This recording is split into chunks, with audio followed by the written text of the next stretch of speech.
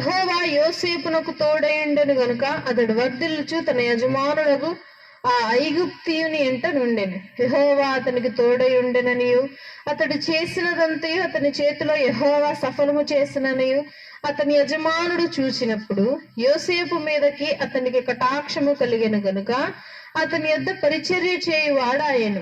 మరియు అతడు తన ఇంటి మీద విచారణకర్తగా అతన్ని నియమించి తనకు కలిగి ఉన్నదంతయు అతనికి అప్పగించెను.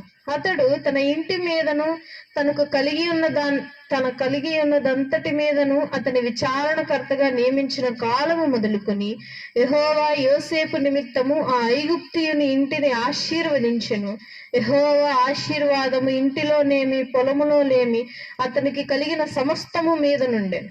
అతడు తనకు కలిగినదంతయు యోసేపు చేతకు అప్పగించి తాను ఆహారము తినుటకు తప్ప తనకేమి ఉన్నదో లేమి లేదో